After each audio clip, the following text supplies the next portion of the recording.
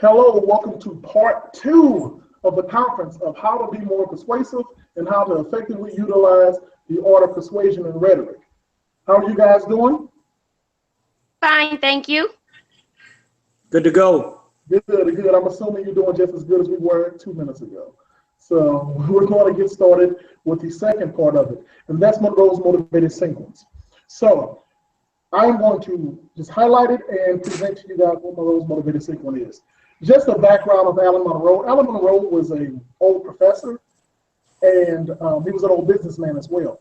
And he designed, arguably, as I mentioned before, the most effective persuasive communication model we have ever seen here on planet Earth. His communication model said 5 things, and it worked for when he was in education and when he was in the business world. Alan Monroe said that if you use 5 steps, you can effectively get what you want literally almost 100% of the time, unless someone just really disagrees.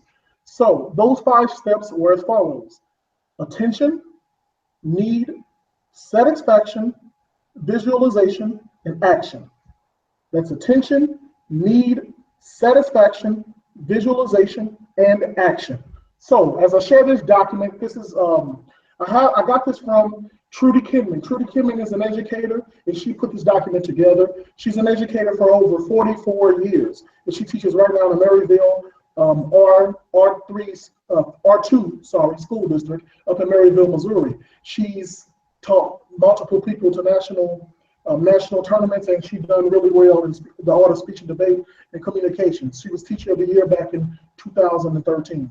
So Trudy Kinman put this, she shared this document with me, and this is what I use in my class. So I'm going to share the screen with you guys and show you what that document looks like. Let me know if you can see it. Okay, I can see it.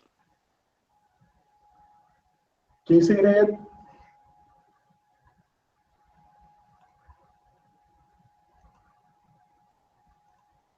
All right, so Ed can see the document. All right, so Monroe's motivated sequence, MMS. So if you look at it, you see what the need versus want is. All right, a want, according to Webster, is a desire for, okay? And a need, according to Webster, is a necessity.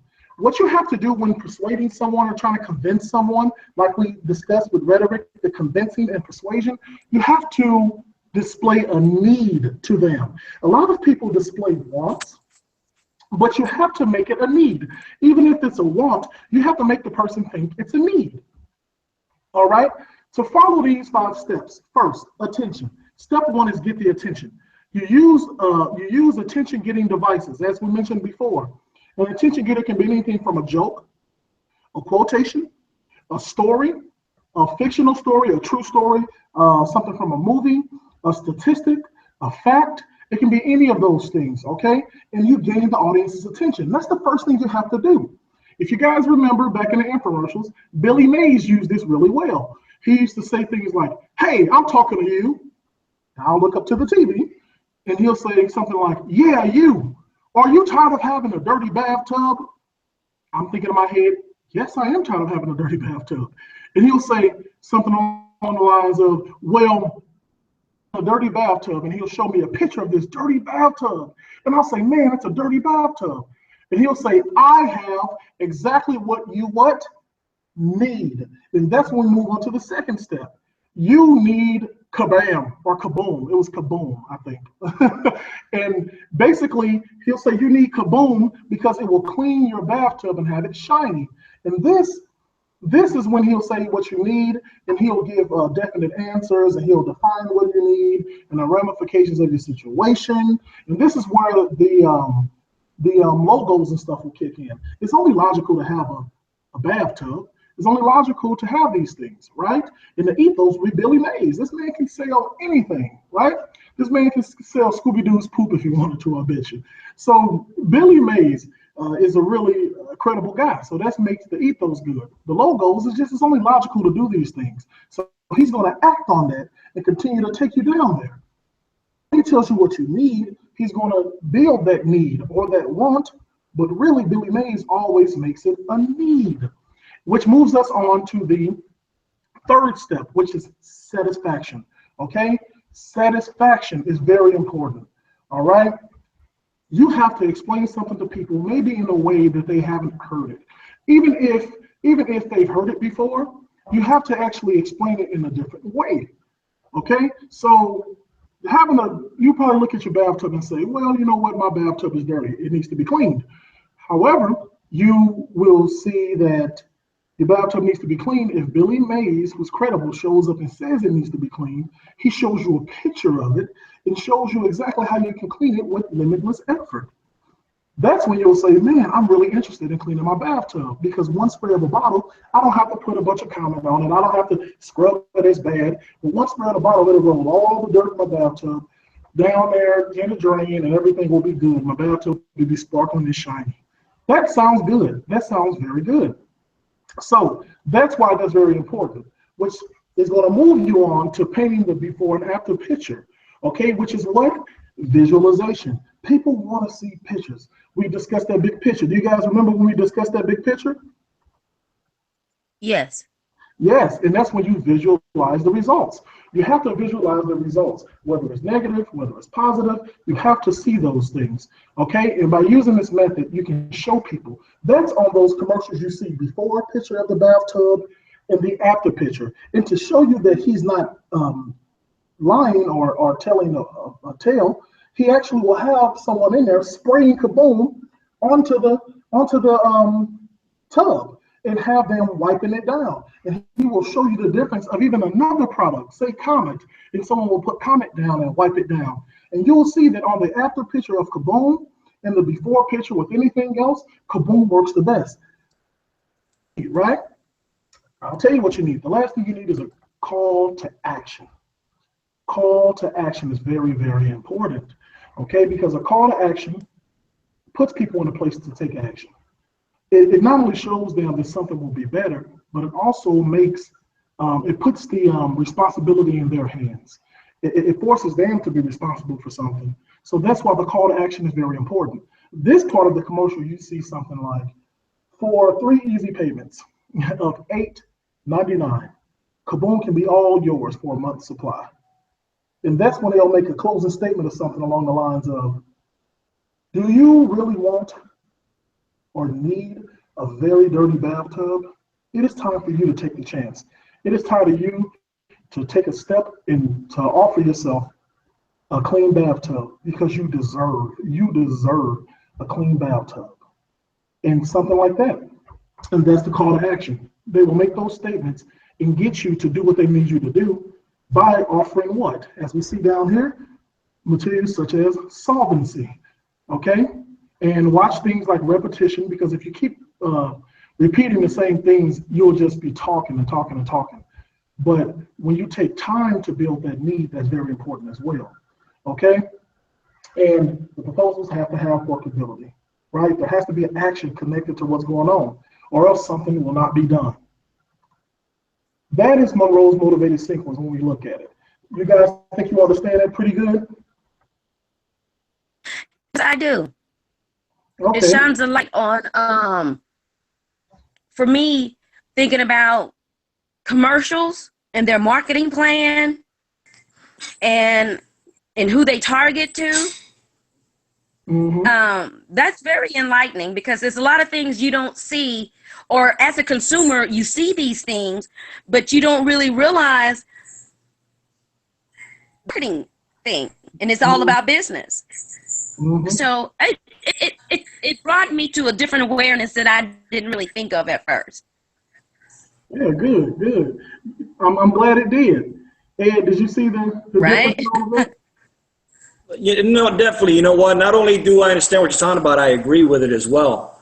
I mean, there's an art, right? You hear the art of persuasion, and indeed, Yes. it's an art, and some people have it, you know. And I guess it's something that can be learned. You're explaining it. It's something that can be learned. For some, it comes a lot easier, right? But you know, it's like that saying that some people can sell ice to an Eskimo, you know, and it's all about how they persuade. It's all about the persuasion and presenting that big picture, like you say, you know, what's the end of it, you know. So definitely, I understand. I agree with it, and great lecture. Thank you. Thank Awesome. you. Appreciate it. Yeah, I'm glad it helped you guys. You know, I should have mentioned that this works for me 98% of the time. The 2% of the time that it doesn't work is with my wife. Mm-hmm. I hear that. Hey, you know what? I was wondering. You say you do speeches. Where do you do what speeches do you do? Is it on this on persuasion or is it on other things? Well, I do a lot of persuasive speeches, and but I also do ceremonial speeches. I do epidemic speeches, you know, which is it can go hand in hand with ceremonial speeches. But I do motivational speeches as well, and I do a lot of those different ones.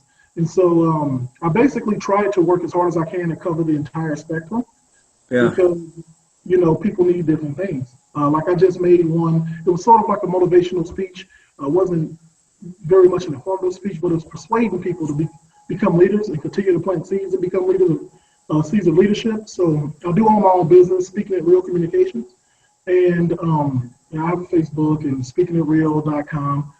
So that's my website and everything. But yeah, I do all those speeches and I do different forms of them. Hey, that's great. I'll tell you what, especially a topic like this for say the younger generation, right? Because sometimes they don't understand that when you're out there trying to get that job, you're in that interview. A lot of what you're doing is trying to persuade that manager or whoever it is that's interviewing you, right? Trying to persuade that person to pick you, right? And that's not always the easiest thing to do, and sometimes takes practice. So it's a good awareness topic, definitely. You're right, 100%. You know, because interviews are very important. And before we go, I'll just leave you guys with the little spiel I made up for when I go to interviews. And rarely have I been turned away from interviews and job interviews and things. I typically get them. And even when I'm either underqualified or I'm not one of the best applicants, even because the interview is very big. And I can always put myself somewhere within the top 5 when I interview because I really like to focus on that aspect of the job and getting the job. So my last job I got, there were 251 other applicants, and it was a huge job, and I ended up getting it. So that was, God's blessing, obviously. I have faith, but things like that really help you. So this is kind of what I say to them. The interviewer will say to me, is there anything else you would like to add or anything you would like to say to us before we leave or any other questions? And then I say to them, I have something to add. They'll say, go ahead and proceed. And this is what I'll say with a straight face, and it's true, but it's just something that I say to just leave them to something to think about for the interview. I'll say to them, let's just say I'm applying to be a cashier at Walmart. I don't know, anything, And I'll say this to them. I can't promise you that I will be the best cashier you've ever had. I can't promise you that I won't be the worst. The only thing I can promise you is that I will try my best, 100%, to do everything I can in my power to come to work on time every day, to work as a team, to continue to build the Walmart mission, and to helping our customers succeed and be the best retailer in the country and in the world. That's all I can promise you. If you need anything else, I'm sorry, but I can't make promises I can't keep. But the one promise I can keep is that I'll do everything in my power to help you, to work with you and collaborate with many people of different cultures to make this a better place to work. Awesome. Hey, you're hired. I'd You're hire hired, you. man. You're hired. Yes.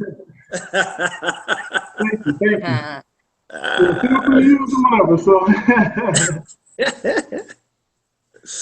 But anyway, you guys have places to be and things to do, so I'm going to end this broadcast. And thank you guys for attending to both parts of this broadcast and to this lecture. And I really appreciate you guys for learning about persuasion. Hopefully we learned something today. Awesome. Thank you. Thank you. All right.